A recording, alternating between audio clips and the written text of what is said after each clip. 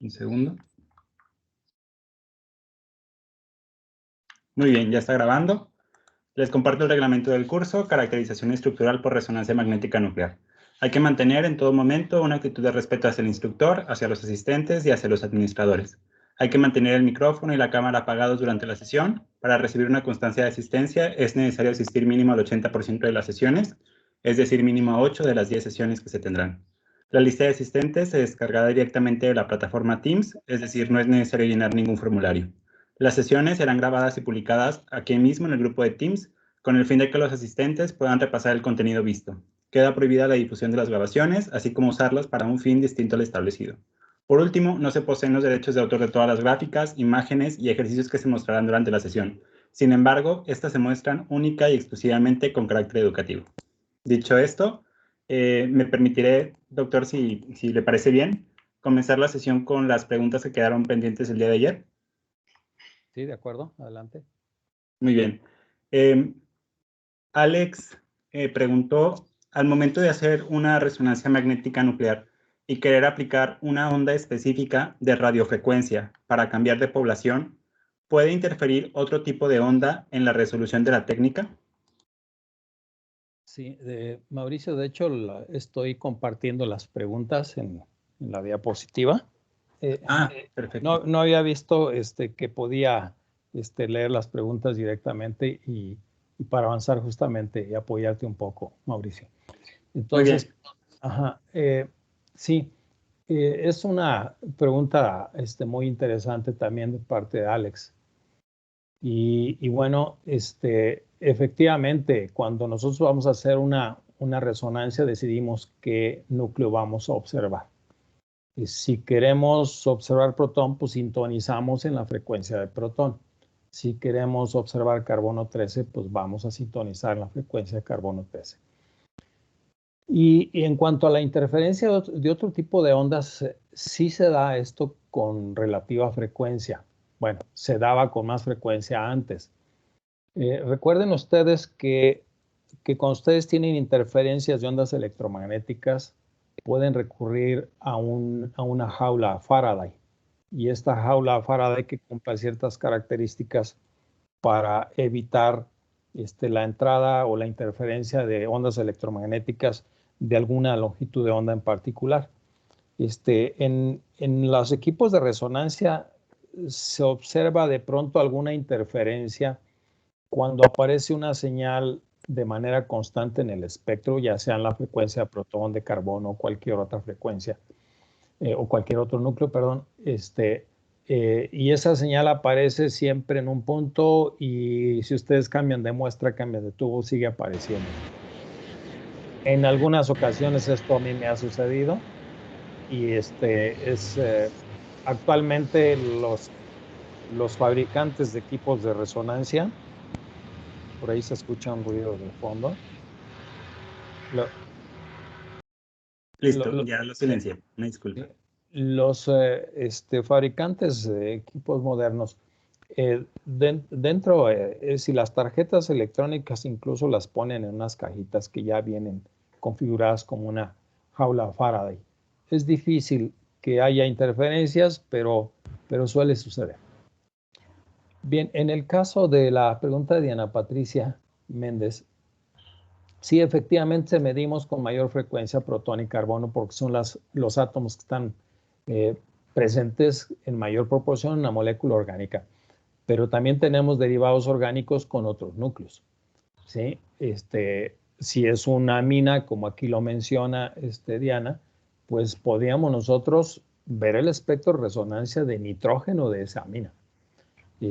Si es un sulfato, podríamos ver la resonancia de azufre, ¿sí? O incluso la de oxígeno, y así sucesivamente. Una vez que nosotros tengamos alguna idea de qué tipo de núcleos componen la molécula que vamos a hacer estudio, pues vemos si hay una diversidad de núcleos, podríamos en principio observarlos todos. Les decía, hay un área muy, muy interesante de la resonancia, que es la resonancia de estado sólido. Ahí se utiliza muchas técnicas para analizar muestras inorgánicas, silicatos, aluminatos, Se utiliza, la verdad, la resonancia en estado sólido es un área extremadamente amplia, vigorosa y muy útil también para hacer estudios de estructura molecular. Muy bien. Bien, esta pregunta la dejé al final, no las puse en el orden que vienen en la secuencia de preguntas, porque preparé algunas diapositivas porque ya había comentado yo había hecho algunas palabras sobre, yo les decía ayer no estaba muy seguro si era la línea de 5 Gauss, de 8 Gauss o 10 Gauss, les mencioné. Es la línea de 5 Gauss. Recuerden que yo les dije que más o menos el promedio del campo magnético de la Tierra va de 1 Gauss. Estamos hablando les dije un intervalo de 0.5 a 1.5 Gauss, pero digamos que en promedio 1 Gauss, ¿sí? Bueno, entonces, hablar de 5 Gauss es estar muy cercano al campo magnético de la Tierra. Es decir, aquí, esto yo lo tomé de esta página, la puse por aquí para que quien quiera ahondar un poco más, es de la página oficial de Bruker. Y me pareció muy interesante porque fija la línea de 5 Gauss y más o menos en este intervalo qué se puede hacer, qué tipo de actividades podemos hacer sin riesgo. Les decía yo, una vez que traspasamos la línea de 5 Gauss hacia el centro, ya el campo magnético se incrementa de manera exponencial. Aquí hay que tener mucho cuidado. Es muy importante. De hecho, el fabricante nos proporciona algunos folletos, cartulinas para pegar en las áreas donde se trabaja con estos equipos, advirtiendo a las personas que traen implantes metálicos, pero sobre todo marcapasos. Una persona con marcapasos sería muy peligroso que ingresara a un equipo de resonancia magnética donde está el imán. Les decía, los fabricantes cada vez hacen equipos más seguros. Hay mucha polémica de si mujeres embarazadas pueden estar operando un equipo de resonancia. No hay nada que diga que esto es malo para una mujer embarazada, no hay estudios contundentes al respecto, pero bueno, pues ya depende de cada quien y es una decisión personal. Si considera que es riesgoso para la persona, pues no acercarse, más vale tener las precauciones correspondientes. La distancia que hay en la línea 5 Gauss, también consulté una página en internet, que aquí está la dirección, se sobrepone con la otra, pero bueno, creo que se puede diferenciar muy bien. Y aquí marca la distancia para algunos equipos, por ejemplo, de 5 Teslas, 7 Teslas. Para que tengan idea, 7 Teslas estamos hablando de un equipo de 300 MHz. Y bueno, si vamos incrementando en campo magnético, aquí vemos que la zona de 5 Gauss en metros es una distancia, por ejemplo, para un imán de 5 Teslas es de menos de 1 metro, 71 centímetros, 76 centímetros. Para uno de 9 Teslas es 1.27 metros. Esto puede variar con el fabricante. Esta no es una tabla que sea muy fiel a lo que los fabricantes venden. Ellos traen las especificaciones justamente cuando van a colocar un imán. Hay un manual, déjenme ver si está por ahí, no está ese manual. Ok, pero hay un manual que Bruker, es más, justamente está en esta, permítanme, está en esta página, ya lo recuerdo, ¿sí? En este manual para la instalación de un imán, pues trae algo de información y ahí debe tener para cada imán seguramente la distancia de 5 Gauss. Bien, la otra pregunta o la otra parte de la pregunta tiene que ver con el costo de los estándares. También me tomé la libertad de advertencia aquí, les comento que no llevo comisión con Bruker, porque esto lo tomé de la página de Bruker. Y bueno, simplemente para que tengan ustedes idea, me preguntaban, yo les dije que era como 10,000, 12,000 pesos. Pues yo recuerdo que me costó eso, pero quizás fueron 2 estándares los que compré. El precio o el costo de cada estándar va a depender de las características del estándar. Por ejemplo, aquí les puse para calibrar la forma de la línea en Proton. Pues el estándar vale esta cantidad en pesos mexicanos. Estamos hablando de un poquito más de $300. Y en el caso de, para hacer una calibración en sondas frías con probes de detección inversa, también la forma de la línea, pues vale un poquito más. Este es uno de los estándares que vi que tenían un costo más elevado. Si ustedes consultan esta página van a ver el listado de precios, pero en promedio andan más o menos en 6,600 pesos, 671 pesos. Y aquí está en la misma página la serie de pruebas que hay que realizar para hacer la calibración y qué es lo que contiene cada uno de estos tubos estándares. Son tubos certificados para hacer las calibraciones. No basta tener uno solo, hay que tenerlos todos de preferencia. Algunos, pues evidentemente, por ejemplo, esto para criosonda, si no tengo criosonda, pues no lo compremos. Pero bueno, esta podría ser la información que podría de alguna manera generarles una idea. Una idea de qué es lo que se podría tener en relación con los costos. ¿Alguna otra pregunta? No sé, creo que son las preguntas que yo tenía registradas. A ver, vamos a ver, creo que sí. Sí, me parece que eran todas. Una pregunta antes de continuar. ¿Todos escuchan bien al doctor? Me llegó un mensaje de que alguien no lo escuchaba, pero yo lo escucho perfectamente. Sí, se escucha perfectamente. Sí, Okay. sí se escucha. Ok, entonces si alguien no escucha, podría intentar salir de la reunión y volver a ingresar para ver si ya se arregla el error. Pero sí, entonces era eso. Doctor, habían 2 manos levantadas. Muy bien, adelante. Era una de Diana Carolina Restrepo Espinosa. Diana, ¿estás por aquí? Hola, buenas tardes. Hola. ¿Qué tal, Diana? Sí, ¿cómo están? Quería preguntarle al profesor sobre los espectros de primer orden. ¿Esos espectros de primer orden, así estén en un equipo de alta resolución, pueden verse afectados por la solubilidad de la muestra o no sé por qué otra cosa? ¿Pero podrían verse afectados o son inherentes a la resolución del equipo?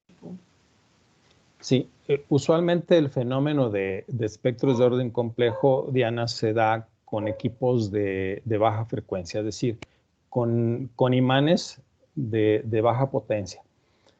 Recuerda que si vamos incrementando la potencia del imán, vamos a tener una mayor dispersión de campo. En otras palabras, una parte por millón en un equipo de 100 MHz vale 100 Hz. Pero si nos vamos a un equipo de 800 MHz, ahora esa parte por millón ya vale 800 Hz. 8 veces más esa distancia. Y esto implica entonces que vamos a tener una separación mayor en las señales. Vamos a ver un tema más adelante de espectros de orden complejo y vamos a tratar de hacer alguna simulación con espectro para que vean con más claridad. Hay un tema interesante y muy importante que se llama sistemas de espines, en donde vamos a abordar esto con mayor detalle. Pero si la muestra no es muy soluble, el impacto que vamos a tener en cualquier frecuencia es que el ancho de línea va a ser malo. ¿A qué me refiero con esto? Que la señal se va a volver ancha o que incluso no vas a poder calibrar bien la homogeneidad del campo magnético. Cuando uno introduce un tubo de resonancia al imán, el primer paso que tenemos que emprender en el proceso de la adquisición de un espectro es primeramente buscar lo que nosotros denominamos lock. Es una señal que está emitiendo constantemente el equipo. Tenemos un transmisor de deuterio y que va a monitorear la señal de deuterio, particularmente la señal dispersiva. Si hay oportunidad en el curso, podría hablarles un poquito más de esta parte. Pero bueno, va a monitorear una señal permanentemente para anclar, digamos, a esa frecuencia la estabilidad del equipo. ¿A qué me refiero con esto? Si alguien se acerca al imán, si la temperatura también varía con respecto al tiempo, puede haber pequeñas variaciones de campo que este dispositivo log hace esas correcciones automáticas para que no se mueva el campo. Recuerden que si hay ligeras variaciones de campo, va a haber ligeras variaciones de la frecuencia. Y entonces, si no hay un buen anclaje, pues la señal va a ser muy ancha. Entonces, es un primer paso. El segundo paso es hacer que alrededor del tubo el campo magnético sea lo más homogéneo posible. A lo largo del tubo, en el eje Z, digamos, y a lo ancho del tubo. Y esto se logra con unos, digamos, pues potenciómetros. Hay que estar metiendo voltajes pequeños alrededor del tubo para hacer muy homogénea la señal. Si la muestra está bien solubilizada, vamos a alcanzar rápidamente esa homogeneidad y la señal va a ser muy bonita y va a estar dentro de especificaciones. Si no tenemos una muestra muy soluble y ya hay sólidos en suspensión, este proceso va a ser verdaderamente muy tortuoso y no vamos a lograr alcanzar las especificaciones del ancho de línea y el espectro no va a tener una buena calidad. Vamos a abordar un tema muy importante que es constante acoplamiento escalar, en donde va a ser muy importante que tengamos una buena homogeneidad de campo para que podamos ver los detalles finos de las señales, porque eso es información estructural.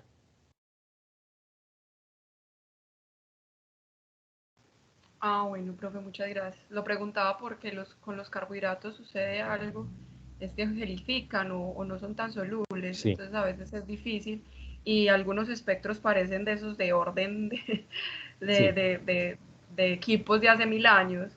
Entonces Sí. pensé que podría afectarse, pero es más que todo pues como por cuadrar esos parámetros. Muchas gracias. Sí, trata de que sea lo más homogéneo, más soluble posible.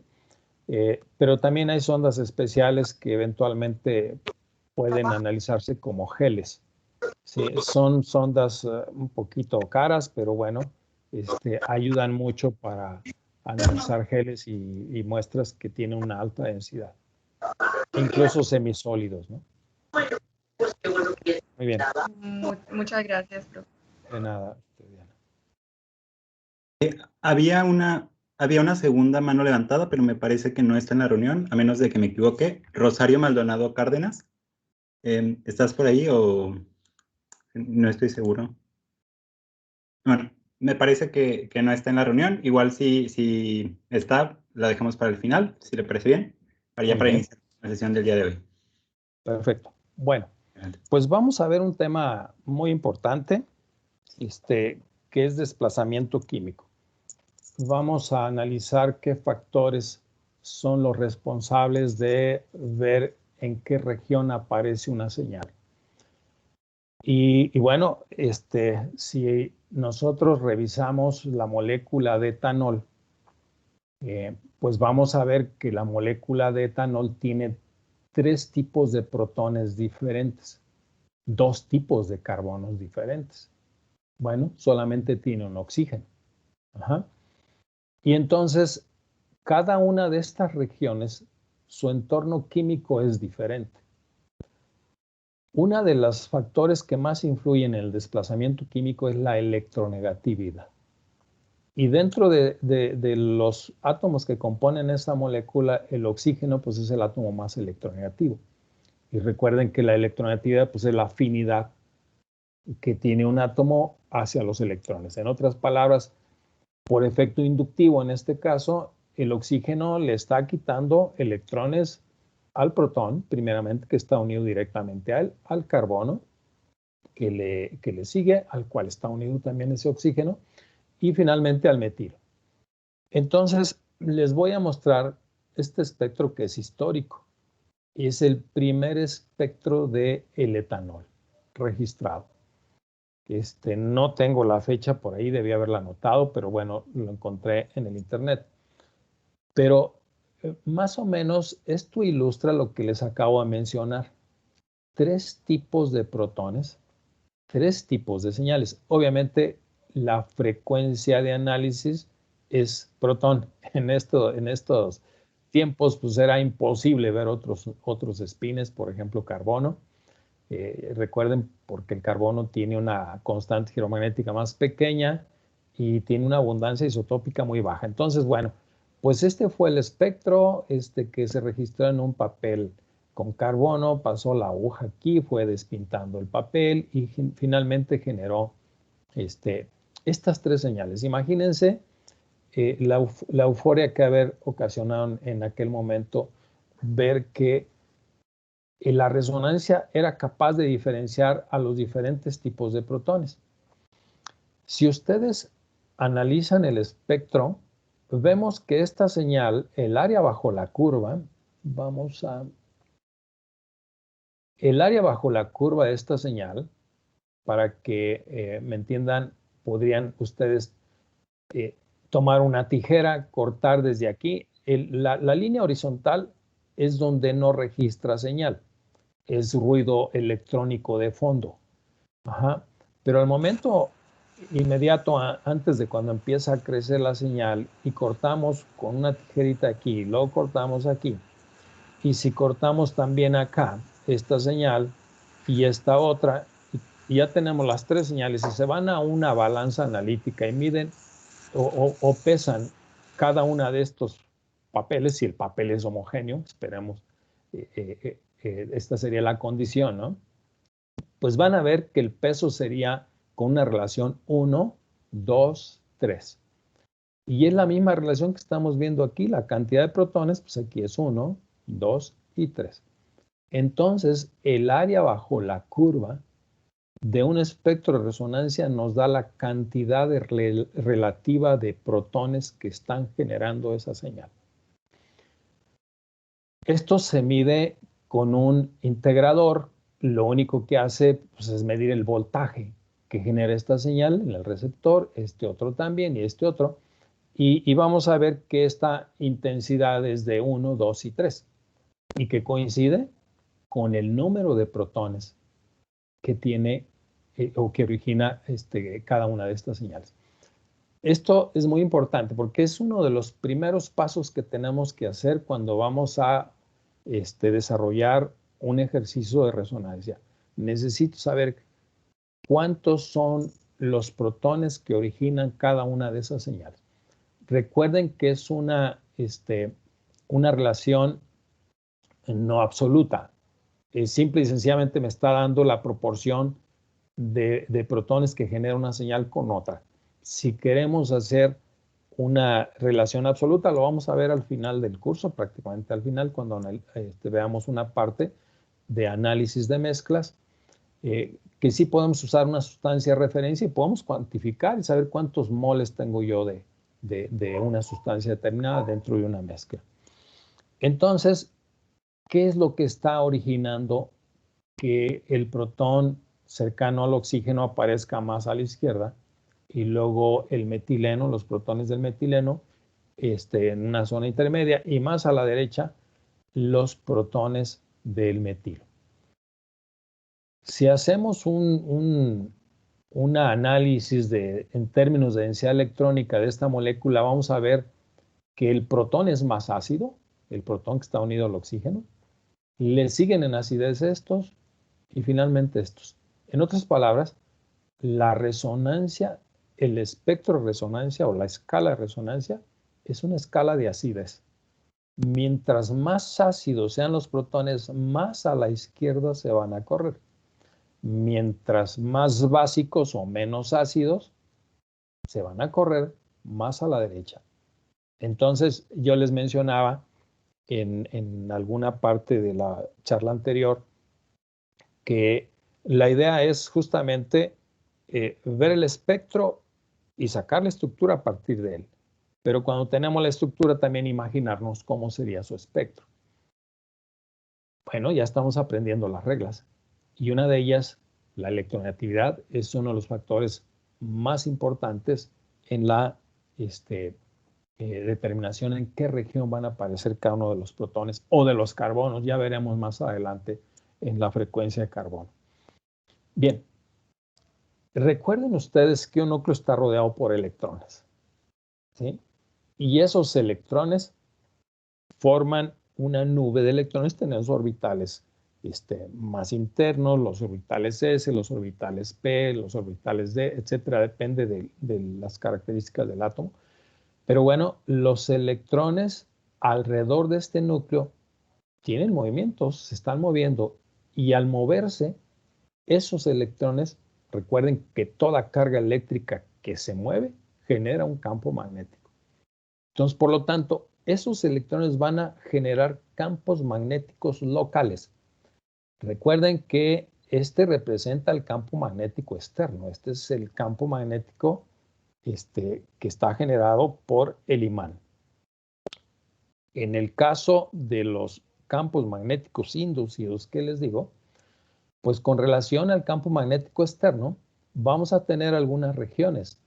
Miren, si ustedes analizan las líneas de fuerza de estas corrientes magnéticas que generan a su vez los movimientos de los electrones, pues aquí el campo magnético inducido son realmente campos magnéticos muy pequeñísimos, pero que la resonancia los puede resolver muy bien. Entonces, en esta parte, en esta región en particular, el campo magnético inducido es paralelo al campo magnético externo. Y en este punto y en este otro, ¿sí?, el campo magnético inducido se opone al campo magnético externo.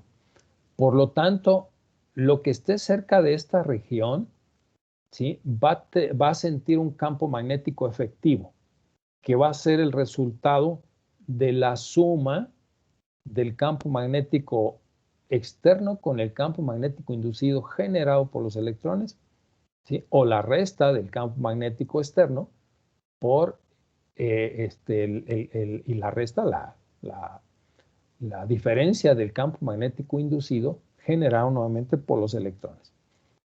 Bien, entonces eso genera lo que llamamos nosotros conos de protección y conos de desprotección. Y estos conos les vamos a denominar como simplemente regiones de protección y regiones de protección. Esto se le llama efecto pantalla.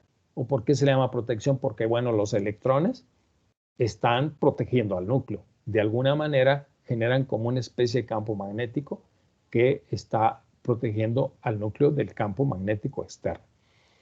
Bien, el resultado entonces es que es justamente esto que estamos viendo aquí.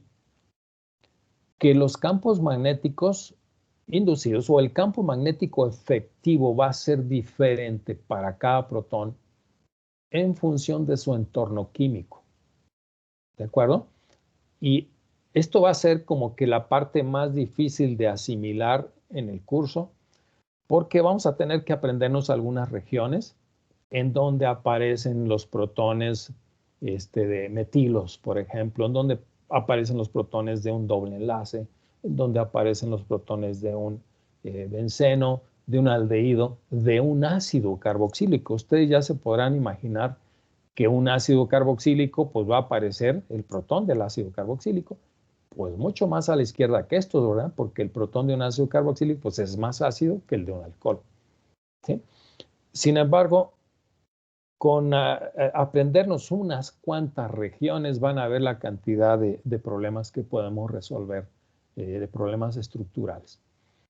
Bien, creo que en la siguiente página tengo la cita de la página web donde tomé estos valores, ¿sí?, que están viendo ustedes aquí. Pero vamos a ver, ¿cuáles son los factores que impactan sobre el desplazamiento químico? Primero, efectos del sustituyente.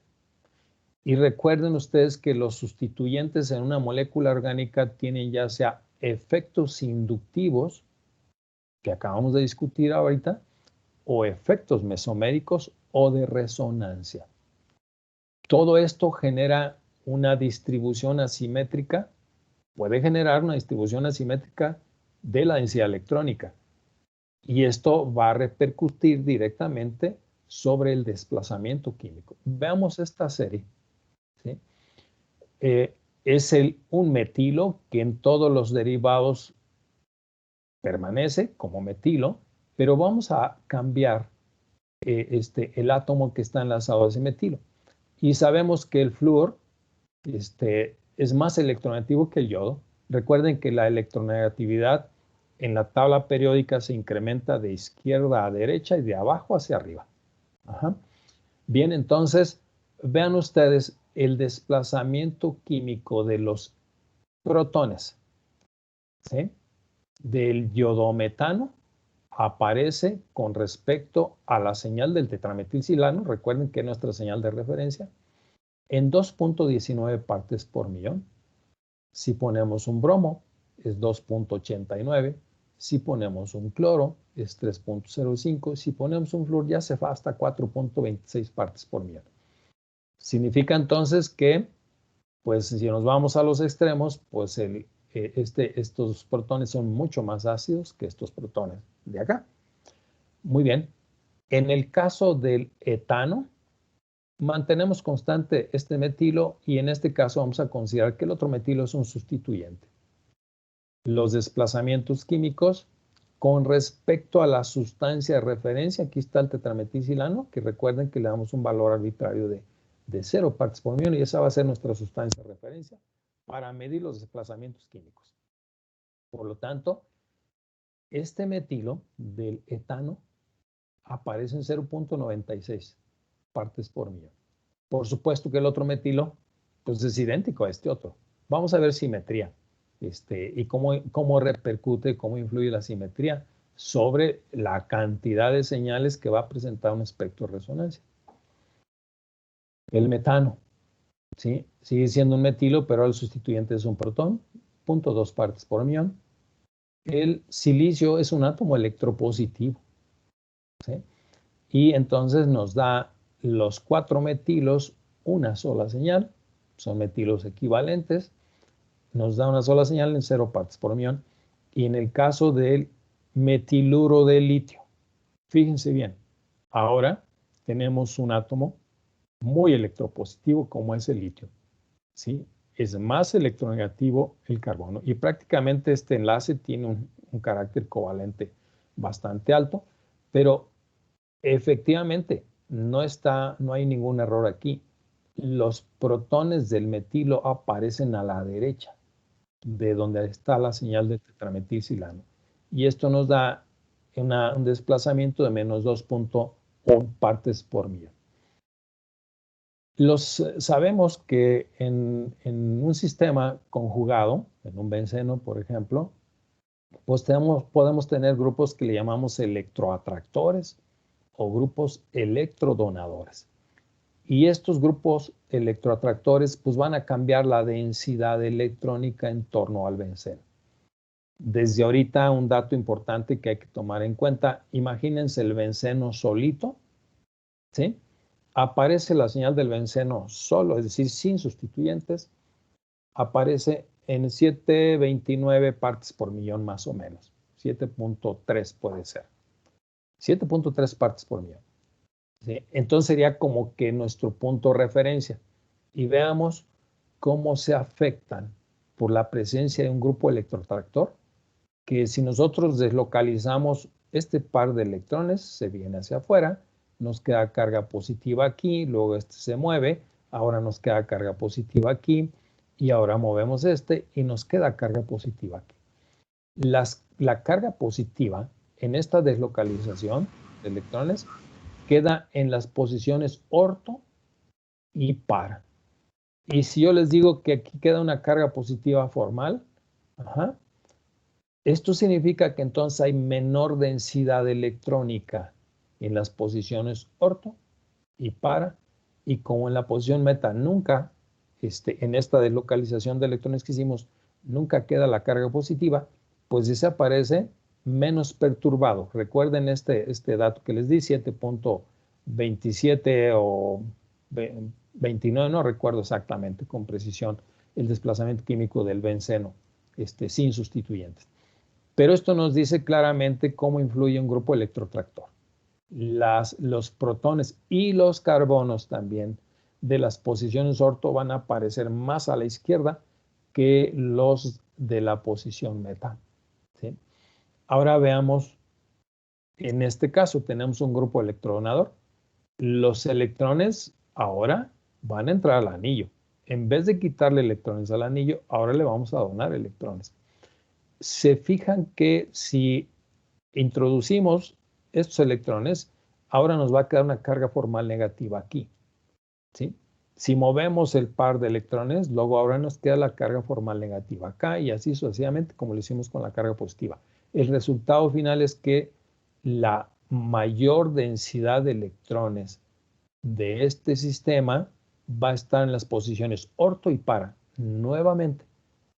Pero nada más que en la posición orto y para, ahora hay más densidad electrónica. Y ahora las señales se corren a la derecha. ¿A la derecha de quién? De la señal de 7.29 o 7.30 del benceno. Recuerden, benceno sin sustituyentes. Bueno, otro factor que influye mucho es la hibridación. Estos datos que están viendo aquí, desplazamientos químicos del carbono, del etano, y del carbono del etileno y del carbono del acetileno, pues son justamente desplazamientos químicos del átomo o de los átomos de carbono que componen estas moléculas. ¿Por qué lo pongo en el carbono? Pues bueno, pues porque el protón no tiene cambios de hibridación directa, pero sí va a repercutir los cambios de hibridación del carbono sobre el desplazamiento químico de los protones. Eso lo vamos a ver un poco más adelante cuando estemos revisando todos estos conceptos a nivel de ejercicios. Pero bueno, estos son desplazamientos químicos de carbono 13. 6.5 partes por millón para el etano, 123 partes por millón para el etileno y aproximadamente 72 partes por millón para el acetileno. Uno esperaría que en esta secuencia pues el acetileno apareciera más a campo bajo, ¿sí? Estamos hablando, ya le estoy manejando terminologías, pero vamos a ver ahorita a reforzar esto de campo bajo y campo alto. Aparecería más a la izquierda, pues, que este valor, pero no aparece más a la derecha. Y eso se debe esencialmente a este punto que vamos a analizar ahora, después de ver el efecto pantalla. Bien.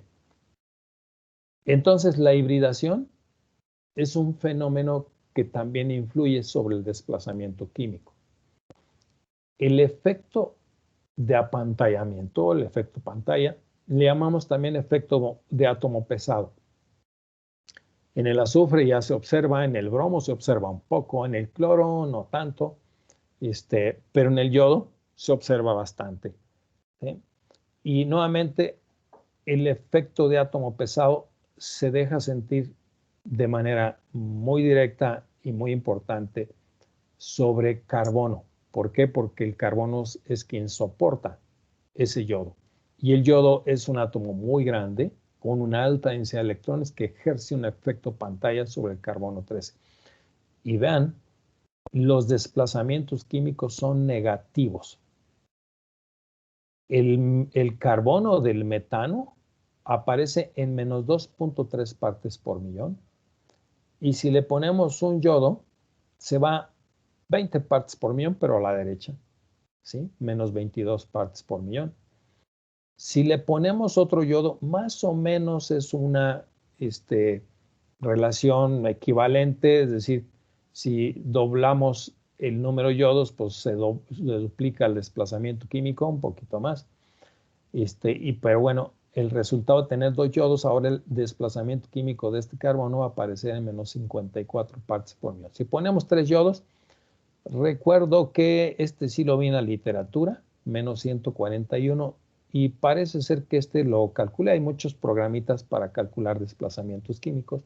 Pues en principio, en teoría, aparecería en menos 292. No conozco el desplazamiento químico experimental del tetrayodo.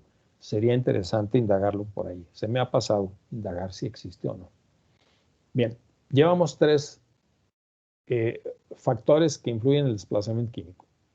Efectos del sustituyente, o sea, a través de efectos inductivos o mesoméricos, la hibridación y el efecto pantalla. El efecto pantalla, recuerden, en protón casi no se siente, prácticamente no se siente. En carbono 13 sí se siente mucho, es muy evidente. Esta parte es muy interesante, los efectos anisotrópicos. Bien, imagínense que ustedes tienen una molécula de benceno en el tubo de resonancia, ya en solución, disuelto en cloroformo deuterado. Y bueno, pues a temperatura ambiente ese benceno va a estar dando unas marometas tremendas en la solución, libremente. Se está moviendo muy rápidamente, ¿sí? Y la anisotropía tiene que ver en la orientación que va a tener una molécula determinada con relación al campo magnético externo, ¿sí? Como el benceno se mueve tan rápidamente en solución y las moléculas en general a temperatura ambiente, estas maromas, este movimiento aleatorio y tan rápido, pues la resonancia no puede reconocer bajo condiciones normales cada una de esas posiciones que toman los átomos con respecto al campo magnético externo, ¿sí? Pero lo que va a haber es un promedio de todas las orientaciones posibles. ¿Por qué les puse de ejemplo el benceno? Porque imagínense que su mano, la palma de su mano es el benceno. Si ustedes ponen la palma de su mano horizontal, vamos a asumir que el campo magnético va de forma perpendicular a su mano. Entonces, si por alguna razón logramos congelar y que todos los bencenos en nuestro tubo de resonancia tenga esa forma horizontal, ¿sí? Medimos la resonancia de los protones o los carbonos de ese benceno y vamos a observar el pico que corresponda, la señal que corresponda. Pero si ahora ustedes el plano del benceno lo ponen paralelo al campo magnético externo, entonces el mismo benceno, la misma molécula, va a generar señales a frecuencia diferente. ¿Por qué está ocurriendo esto? Por un fenómeno anisotrópico. De manera muy general podríamos decir que anisotropía significa propiedades diferentes en orientaciones diferentes. Pero realmente en condiciones normales, ¿sí? El benceno, como les dije, se mueve muy rápidamente y este movimiento hace que el benceno nos genere una sola señal. Una señal muy bonita, muy simétrica, y decimos que en condiciones de solución y a temperatura ambiente, las moléculas se mueven en un medio isotrópico, ¿sí? ¿Por qué? Porque la resonancia no puede reconocer al benceno que está horizontal con respecto al que está paralelo al campo magnético externo y todas las demás orientaciones promedio.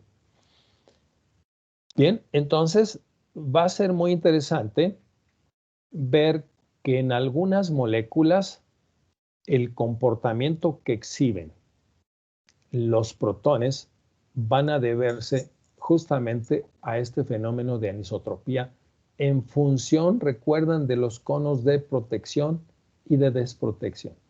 Estos signos que están viendo aquí no son cargas. Simplemente son signos para diferenciar una zona de otra, ¿sí? Y quedamos que en el caso del benceno, la corriente de electrones pi, que son 6 electrones pi que se están moviendo alrededor del anillo, van a generar, recuerden, campos magnéticos locales. Y esos campos magnéticos locales se pueden sumar o se pueden oponer al campo magnético externo, que aquí lo tenemos nuevamente representado. Bien, entonces, si hay aquí alguna molécula que esté cercana o un átomo de la misma molécula, no necesariamente benceno, ahorita les voy a presentar algunos ejemplos, que aparezca en esta región, decimos que está en una región de protección. Y ese protón o ese núcleo en particular va a experimentar un desplazamiento hacia la derecha en nuestro espectro. Si en cambio ese protón aparece más o menos en la periferia o en el ecuador del anillo de benceno, entonces estos protones se van a orientar o van a aparecer a la izquierda del espectro o de nuestra, le vamos a llamar ventana espectral. Más adelante vamos a ver este término, pero desde ahorita podemos llamarle ventana espectral, que no es más que la región donde vamos a observar las señales para alguna molécula determinada. Todos los grupos funcionales que tienen electrones deslocalizables, pues generan estas zonas de protección y desprotección, ¿sí? Si ahora tenemos un doble enlace, el número de signos lo estoy reduciendo porque en vez de tener 6 electrones aquí, ahora tenemos 2 electrones. Sin embargo, aunque son más débiles estos campos inducidos, de todas maneras se conserva, ¿sí?, la zona de protección y la zona de desprotección. Un doble enlace para un grupo funcional, por ejemplo, un carbonilo o una imina, pues también tenemos estas mismas zonas de protección nuevamente y de desprotección. En el caso de un alcano, pues ya no tenemos electrones pi, pero sí tenemos estos electrones sigma. Y estos electrones sigma generan pequeños campos magnéticos inducidos que en esta parte tendríamos conos de desprotección y arriba y abajo, bueno, no podemos decir arriba y abajo porque un enlace es cilíndrico, pero bueno, más o menos ortogonales a la zona de desprotección tenemos un pequeño efecto protector que lo vamos a ver en algunos ejemplos un poquito más adelante. Entonces, en general, repasando, hay esencialmente 4 fenómenos que influyen en el desplazamiento químico, que son los efectos de sustituyente. Recuerden que pueden ser efectos inductivos, le llamamos más inductivos cuando los electrones fluyen en una dirección y menos inductivos cuando fluyen en la dirección contraria. Y también los efectos mesoméricos, les llamamos también efectos más R y menos R, para diferenciarlos hacia dónde se donan los electrones y hacia dónde pues los quitamos, ¿no? Respectivamente. Bien, y el otro fenómeno, pues entonces la hibridación, y uno más, el efecto de átomo pesado, y la anisotropía, que son de los fenómenos que están, bueno, todos están presentes, pero es uno de los fenómenos que están influenciando o que tienen que ver mucho con la geometría de la molécula, ¿sí? Los efectos, perdón, los efectos anisotrópicos. Vean ustedes un ciclopropano. Si nosotros, vamos a ver ahorita una escala de resonancia, si vemos los protones de un ciclopropano, van a estar muy cerca del tetrametilsilano, ¿sí? Uno no esperaría tan cerca del tetrametilsilano los protones de un ciclopropano. Pero vean, con relación a este enlace sigma, esos protones caen declaradamente en una zona de protección. Para este enlace sigma, ahora, aquí está coloreado, ahora los protones del otro metileno están en esa zona de protección. Aquí la sobreposición no la ordené bien, pero bueno, espero les quede claro. Ahora para el enlace sigma de atrás de la molécula en esta perspectiva, pues los protones de enfrente, que están exactamente ortogonales, pues tienen ahora ese efecto de protección. Y en el caso de un alquino, ¿sí?, recuerden ustedes que en el caso de un alqueno, vamos a ver, aquí está el alqueno. Recuerden ustedes El cono de protección está arriba y abajo del plano de ese anillo, perdón, de ese enlace pi, ¿sí? Y la zona de desprotección en los extremos de ese doble enlace. Ahora, aquí es al revés. La zona de desprotección, recuerden que si anexamos un enlace pi aquí, ahora ya tenemos un cilindro, no tenemos un plano, ¿sí? Un orbital plano, sino tenemos un cilindro de localización, y esta de localización cambia los efectos la orientación de esos efectos anisotrópicos o de protección y desprotección. Y entonces los protones de un acetileno aparecen a una región más a la derecha que los protones de un etileno, ¿sí? De un doble enlace. ¿Por qué? Porque los protones de un acetileno y de cualquier triple enlace están justamente en una zona de protección. Ajá. En el caso de un nitro, pues también tiene efectos similares a los de un doble enlace, las zonas de protección arriba y abajo de este plano. Y recuerden que el nitro es esencialmente plano en esa región. Y las zonas de desprotección en los extremos. Muy bien. Al principio resulta un poquito difícil entender esto, pero bueno, como yo les decía, vamos a hacer ejercicios y los ejercicios van a ayudarnos a reforzar muchísimo esto que estamos revisando. Pero en principio, entonces, recuerden que la orientación de los protones con respecto a ciertas partes de la molécula van a tener desplazamientos químicos en una zona determinada por efectos anisotrópicos, por efectos mesoméricos, por efectos de inductivos o por cambios de vibración, o si hay átomos pesados, pues también. Bien, vamos entonces a hablar de campo magnético efectivo. Recuerden ustedes que cada zona en donde aparecen señales significa que cada uno de estos núcleos que están generando esta señal o esta señal o esta otra experimentan campos magnéticos ligeramente diferentes. Y de acuerdo a la ecuación del Larmor, ¿sí? Recuerdan, la ecuación del Larmor no tiene esto que está aquí, ¿sí? Simplemente es gamma H0 entre 2pi. Pero, perdón, aquí esta N no debe ser N, debe ser H0. El campo magnético efectivo. Esto debe ser H0.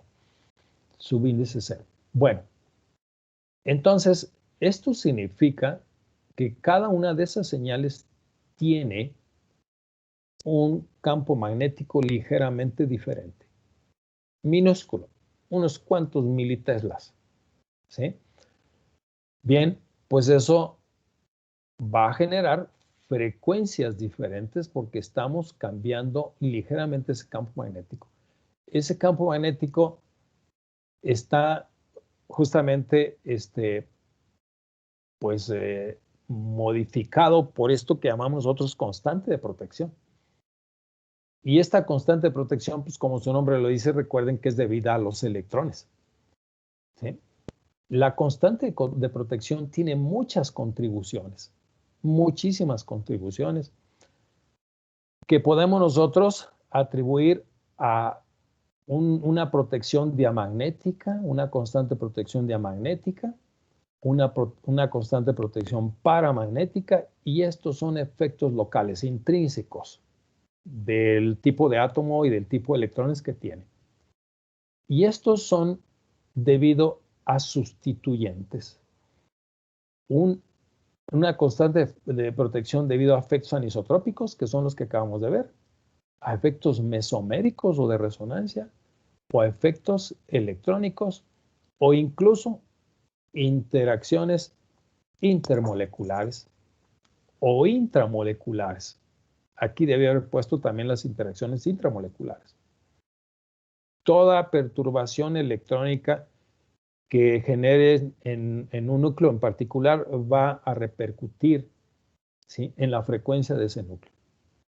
Incluso, muy importante mencionarlo, si ustedes sacan el espectro de una sustancia A en un disolvente, por ejemplo, cloroformo deuterado, pues registran su espectro y luego esa misma sustancia la sacan en benceno deuterado, los desplazamientos químicos van a aparecer completamente diferentes, ¿sí? Debido a estas interacciones intermoleculares, ¿sí? Pues todas estas son efectos pues, intramoleculares, ¿no? Las interacciones intermoleculares son muy importantes. Y el benceno yo lo uso con mucha frecuencia cuando tengo espectros muy amontonados, ¿sí? Cuyas señales están muy sobrepuestas con otras señales. Y a veces le pongo benceno y sucede que como cambian los desplazamientos químicos, a veces me ayuda a separar las señales para hacer un análisis más adecuado. Es conveniente luego a veces correr una muestra, por ejemplo, de esteroides. Es muy común que de pronto en cloroformo aparezca pues todo, y sobre todo si hacemos o corremos el espectro o lo adquirimos en un espectrómetro a baja frecuencia, pues va a aparecer todo amontonado, ¿no? Si le agregamos benceno, esto ayuda luego a veces a separar señales y a resolver algunos conjuntos de señales para un mejor análisis del espectro. Muy bien, entonces, no se les olvide, estamos hablando de varias contribuciones al desplazamiento químico y la práctica nos va a ayudar mucho a hacer ejercicios para poder reconocer esas regiones. Ajá. Vean, aquí tenemos algunos ejemplos que yo tomé de la literatura. Más abajo aparecerá en esta presentación la página que les recomiendo muchísimo visiten. Es una página muy rica en información y muy, muy amplia la explicación, muy adecuada, ejemplos muy bonitos como estos para ilustrar los diferentes fenómenos que influyen o factores que influyen en el desplazamiento químico. Miren, estas moléculas que se les conoce como canastanos, es como una canastita, ¿sí? Vean ustedes este protón que está justo arriba o en esta región del plano del anillo del benceno, perpendicular, ¿sí? ¿En dónde aparece? Menos 4.03 partes por millón, es decir, 4 partes por millón a la derecha de la señal de referencia, que es el tetrametilsilano, ¿sí? Claramente es producto de un efecto anisotrópico, un efecto protector muy intenso, porque las corrientes de electrones aquí generan un campo magnético aquí que hace que estos protones, el campo magnético efectivo, hacen que a su vez tenga una frecuencia del átomo reflectiva en menos 4 partes por millón. Esto, bueno, recuerden que un benceno pues, es un compuesto aromático. Este otro también cumple, déjenme ver, son 2, 4, 6, 8, 10, 12, 14. También es un compuesto aromático, cumple, aquí está, 14 electrones pi. Los protones que están al interior de esas corrientes electrónicas mandan a sus, bueno, aparecen sus señales a una zona de menos 5.5 partes por millón prácticamente, a la derecha del tetrametilsilano. Pero los que están en la periferia, acuérdense, son zonas de desprotección, aparecen en 8.58, 8.50, pero positivos. La enorme diferencia que hay en desplazamientos químicos. Ustedes me podrán decir, sí, pero estos están en carbonos sp3 y estos en carbonos sp2 y por eso el cambio de hibridación influye. Claro que sí, pero esencialmente lo que está influyendo más es el efecto anisotrópico debido al movimiento de varios electrones, en este caso 14 electrones pi. Este es otro ejemplo, ¿sí? Una molécula que también es aromática, 18 electrones pi. Y vean los protones que están en la periferia, andan cerca de, bueno, 10 partes por millón, bueno, 9.88, 9.32, y los que están al interior están en desplazamientos químicos, aparecen desplazamientos químicos en menos 3.64 en particular, estos están aquí. Estos dos ejemplos son muy interesantes. Esta molécula es aromática, ¿sí? Cumple con 10 electrones y además una de las reglas dice que todos los átomos de carbono que componen el sistema deben de ser sp2, ¿sí? O la participación de sp, como en este caso, ¿no? Bien, pues entonces, al ser aromática, pues estos protones que están en principio muy parecidos a la región como está este otro, pues aparecen en desplazamiento químico negativo. Y los que están en la periferia justamente aparecen en la región cercana donde aparece el benceno sin sustituyente. Si nosotros generamos un enlace aquí, bueno, tenemos que incrementar el tamaño de este anillo, porque aquí se genera un anillo de 3 y la tensión angular sería muy intensa. Quizás a lo mejor ni existe esa molécula, pero bueno, esta sí logramos sintetizarla. Se rompe la aromaticidad. Ya tenemos ahora carbonos sp3 en esta región. Y por lo tanto, este es un compuesto no aromático. ¿Y dónde aparecen los protones? Típicamente donde aparecen los dobles enlaces. Alrededor de 5 partes por millón, 6 partes por millón. En esa región. Este otro compuesto es muy interesante. Un compuesto aromático es parecido a esto, pero bueno, ahora es una carga positiva la que se está deslocalizando. Al final de cuentas son electrones que se mueven, ¿sí? Es un compuesto, como les dije, aromático y tenemos el mismo comportamiento en la periferia, en la región de desprotección, desplazamientos químicos hacia la izquierda y en la región de protección, desplazamientos químicos a la derecha. Ahora, este compuesto ya es antiaromático. Si en vez de poner una carga positiva, ahora ponemos una carga negativa, pues ya tenemos 12 electrones pi. Recuerden que esto ya no cumple con la regla de Huckel para determinar qué compuesto es aromático. Bueno, simplemente corresponde con 4n electrones pi y esto nos da 12 electrones pi. Y bueno, sabemos que un compuesto antiaromático, la deslocalización de electrones en vez de estabilizar, desestabiliza, curiosamente. Pero vean los desplazamientos químicos de estos protones que están en la periferia, ahora se van a campo alto. Y los desplazamientos químicos que están justamente arriba del plano de esta deslocalización, se van hacia campo bajo, completamente inverso al comportamiento en estas moléculas. Bien, aquí tenemos un ejemplo muy típico. Esta es la página que les digo, tomen nota por ahí. Es una página que se la recomiendo muchísimo. Hay mucha información, no nada más de resonancia, de otras espectroscopías. Es una página extraordinaria, una cantidad de información muy importante y muy ilustrativa, muy bien elaborada para entender muchas cosas de resonancia, de otras espectroscopías, incluso hasta de química. Bien. Con frecuencia tenemos este tipo de problemas o este tipo de rearreglos moleculares que nos ayudan a resolver estereoquímica. Vean, son moléculas muy parecidas. Si vemos esta proyección con respecto a esta otra, se puede ver con más claridad o incluso con esta. Simplemente estamos cambiando este centro estereogénico, ¿sí? Este protón está alfa y acá en este caso está beta. Pues esto cambia la orientación espacial de los átomos y vemos que este protón tiene cercano a un grupo carbonilo y aparecen 7.7 partes por millón. Bien, sucede que cuando se cambia la estereoquímica aquí, ahora ese protón tiene otra orientación con respecto a el efecto anisotrópico del carbonilo. En este caso tiene un efecto protector, ¿sí?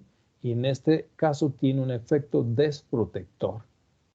Por eso tienen desplazamientos químicos más a la derecha y más a la izquierda con respecto a la señal de un compuesto aromático o relativamente entre ellos dos. Pues uno claramente está en 6.25 y el otro en 7.7 partes por millón.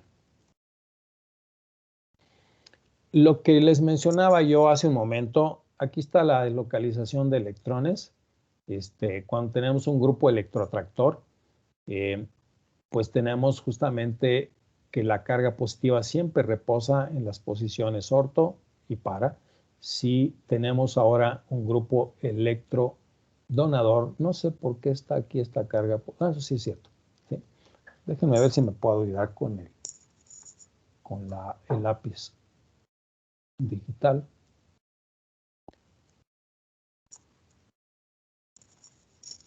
Para poder diferenciar un grupo, déjenme ver, aquí está, un grupo electroatractor.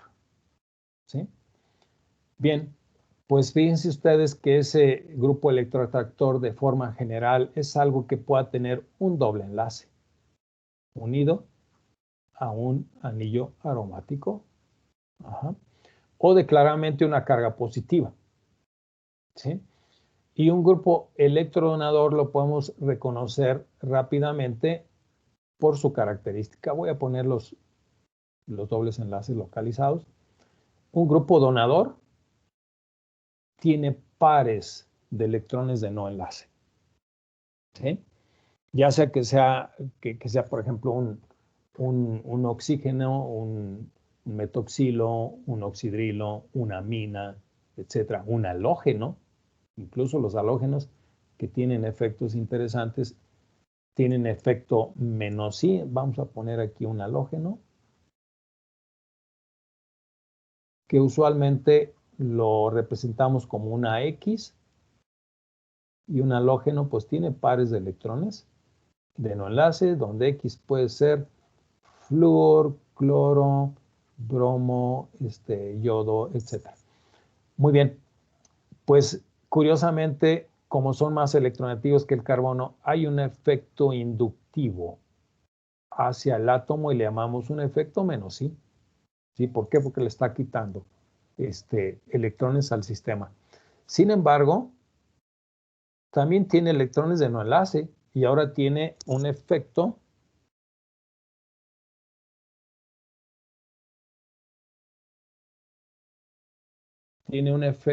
vamos a ver.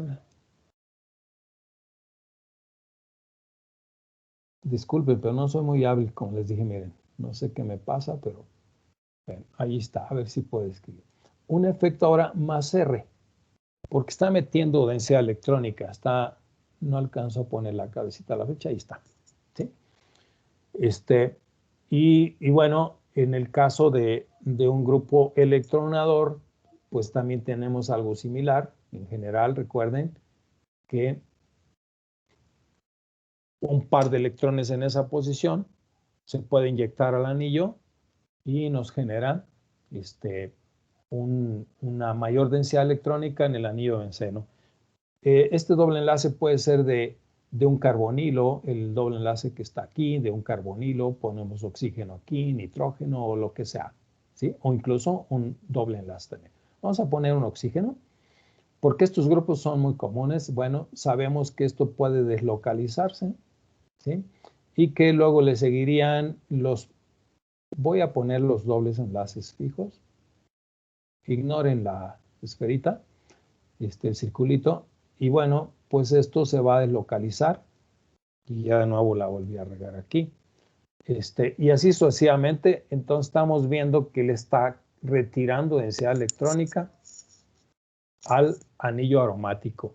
¿En qué posiciones va a quedar esa déficit de electrones? En las posiciones orto y para. Y cuando tenemos un grupo donador, ¿en qué posiciones va a aparecer ese exceso de densidad electrónica? En las posiciones orto y para. Ven, recuerden que la resonancia nos da una escala que es directamente o está directamente relacionada a la acidez. En este caso, los protones y carbonos de las posiciones orto y para, cuando tenemos un grupo electroatractor, son más ácidas que cuando tenemos un grupo electrodonador. Aquí hay algunos ejercicios de esta página, ¿sí? Y es una serie muy interesante que pude encontrar en la página. Fíjense bien, tenemos aquí la anilina.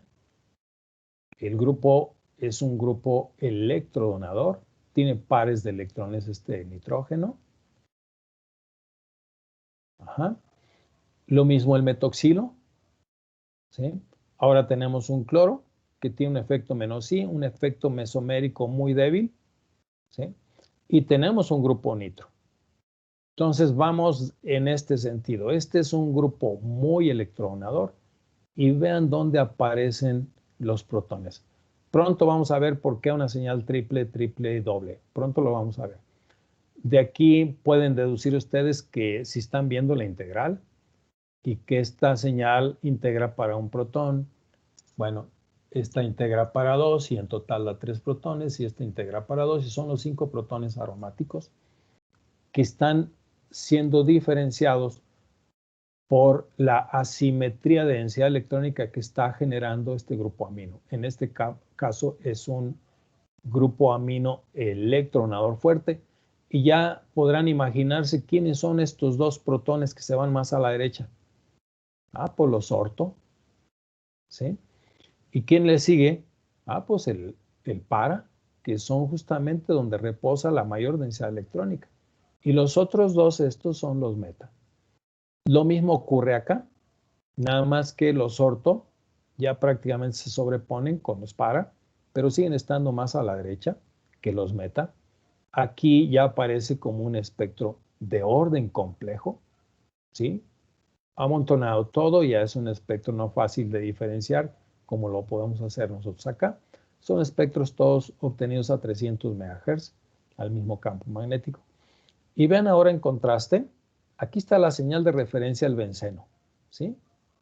Aquí está. Esta línea marcaría la posición del benceno, la molécula sin ningún sustituyente. Un grupo nitro es un grupo electroatractor. Y ya se podrán imaginar que los protones orto son estos dos. El protón para es este y los protones meta es este. Todos en su conjunto se desplazan a la izquierda de donde aparecería la señal del benceno. ¿Por qué? Porque tenemos un grupo que le está quitando densidad electrónica. ¿De acuerdo? Todos aquí se desplazan hacia la derecha. ¿Por qué? Porque tenemos un grupo que está metiendo densidad electrónica a todo el sistema, pero está favoreciendo con esa densidad electrónica solamente a las porciones orto y para. Bien, esto podrá parecer muy complejo. Esta lámina me trae gratos recuerdos porque cuando yo era estudiante de posgrado, donde registrábamos los espectros eran unas hojas muy grandes que ya venían impresas, cuadrículas, y me gustaba, cuando se terminaban las hojas, abría una caja y la primer página era esta. Y yo conservé una que la debo tener por ahí en mi cubículo, pero le tomé una fotocopia, y esta página, pues, representa el intervalo de frecuencias más comunes para los protones de una serie de moléculas. No se me vayan a frustrar porque esto aparentemente está muy complejo y ustedes van a decir, ¿cuándo me voy a aprender eso? No, es más sencillo de lo que podemos imaginar. Bien, recuerden que el 0 es el tetrametilsilano. Esto es nuestra sustancia de referencia. Fíjense ustedes dónde andan los anillos de 3. ¿Recuerdan el ciclopropano que yo les dije que andaba muy cerca? ¿Sí? Aquí anda otro anillo de 3. Aquí está otro anillo de 3. Por aquí deben andar los epóxidos con los... Miren. ¿Sí? Entonces, es un efecto anisotrópico protector por enlace sigma. En este caso, para este metileno, este enlace sigma ejerce un efecto protector sobre este metileno. El enlace sigma sobre este otro, este sigma sobre este otro. Bien. Nos vamos a aprender pocas regiones. Quiero que resaltemos déjenme ver, 1, 2, 3, 4, 5, 6 regiones. ¿Sí? Recuerdan que les mencioné que esto es una escala de acidez. Bien, pues también es una escala de aromaticidad. Y entonces vamos a tratar de encontrar al protón más ácido de una molécula orgánica. De las comunes, pues sabemos que es un ácido carboxílico. ¿Y dónde está el ácido carboxílico? Miren, este es el intervalo de frecuencias de un ácido carboxílico. Tiene más o menos un intervalo amplio. Va a depender de qué tipo de ácido se podría estar tratando. Un ácido benzoico, por ejemplo, un ácido acético. Siempre los alcoholes y los OHs y las aminas tienen un intervalo de desplazamientos químicos más o menos anchos. Estos protones les llamamos nosotros protones intercambiables, que se los voy a explicar un poco más adelante. Pero bueno, protón muy ácido, ¿dónde aparece entre 11 y 12 partes por millón? ¿Sí? Otro grupo funcional muy familiar para nosotros, aldehídos. Aquí están los aldehídos. Bien, tomen nota. Entre 9 y 10 partes por millón, si vemos que aparecen señales aquí, muy probablemente se deba a un anillo, perdón, a un aldehído. O muy probablemente, miren, aquí está el trinitrotolueno. Ajá. Pues son protones muy ácidos. Fíjense bien dónde a 9.5 partes por millón aproximadamente. ¿Sí? Toda esta región desde 6. Vamos a ponerle 6.7 hasta prácticamente 9. ¿Qué notan en común? Puros compuestos aromáticos. Todos estos son compuestos aromáticos. Entonces ya llevamos 3 regiones. Regiones de ácidos carboxílicos, región de aldehídos, región de aromáticos. Y los dobles enlaces, ¿dónde están? Aquí entre 5 y 6 esencialmente. Pueden variar un poquito más. ¿Sí? Protones vinílicos aparecen en esta región. Entonces, repitamos. Ácidos carboxílicos, aldehídos, aromáticos, vinílicos. Llevamos 4 regiones. Ajá. Entre 4 y 5, bueno, entre 3.5 y 4.5 partes por millón, vamos a ubicar a otros muy comunes. Aunque haya muchos ahí, muchas moléculas, muchos tipos de moléculas. Bien, quiero que concentren en un grupo funcional. Vamos a tratar de escribir nuevamente con esta plumita, a ver si me lo permite. Aquí está. ¿Dónde está? Ok. Este carbono que tiene unido un oxígeno, siempre y cuando ese carbono sea sp3, le llamamos carbono base de oxígeno. ¿Sí? Me falta una valencia aquí, vamos a ponerla aquí por un ladito. ¿Mm? Muy bien, pero si ese mismo carbono, ya perdí la guía, ¿dónde está? Aquí está.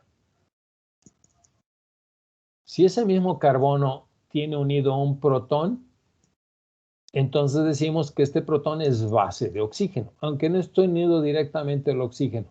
No se les olvide el término porque es muy común. Protón base de oxígeno es el que está unido a un carbono sp3, que a su vez está unido a un oxígeno sp3.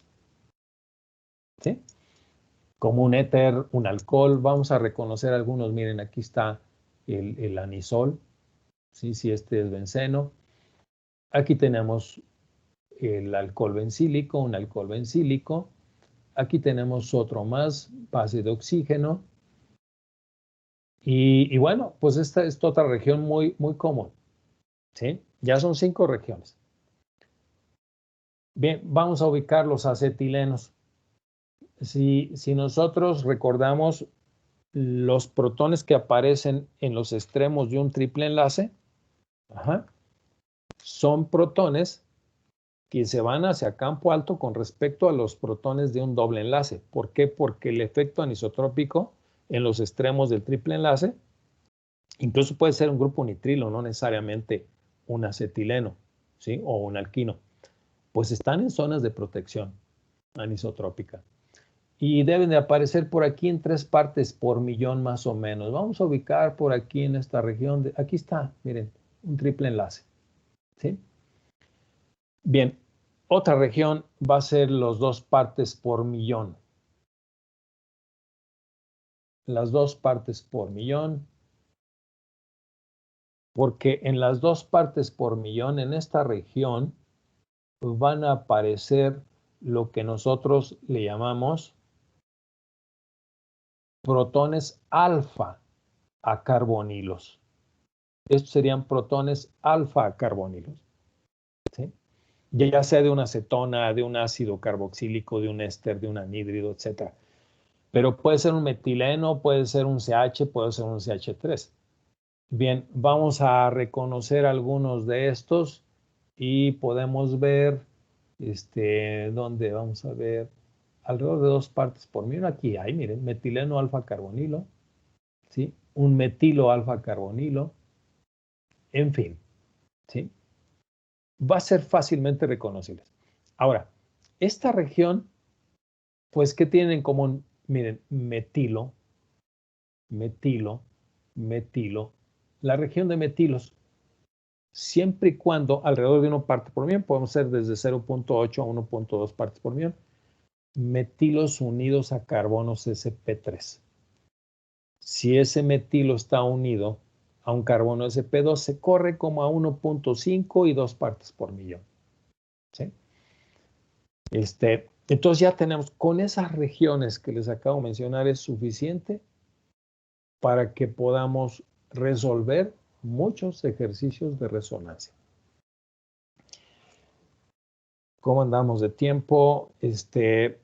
No sé, nos quedan 8 minutos. No sé si lo dejamos estos 8 minutos para algunas preguntas. Mauricio, si quieres. Sí, doctor, me parece bien. Ok. Hay algunas en el chat, se las voy a leer. Sí. La primera es de, bueno, es un nombre un poco raro, pero la González. ¿Por qué las muestras deben estar disueltas? ¿Se puede tomar espectros a líquidos puros, es decir, sin disolver? Sí, sí, por supuesto. Habíamos mencionado, hay dos formas, 2 áreas de la resonancia magnética nuclear con relación al estado de la materia. Lo que estamos viendo nosotros y nos vamos a enfocar esencialmente es en RMN en solución. Los imanes están diseñados para medir sustancias en solución.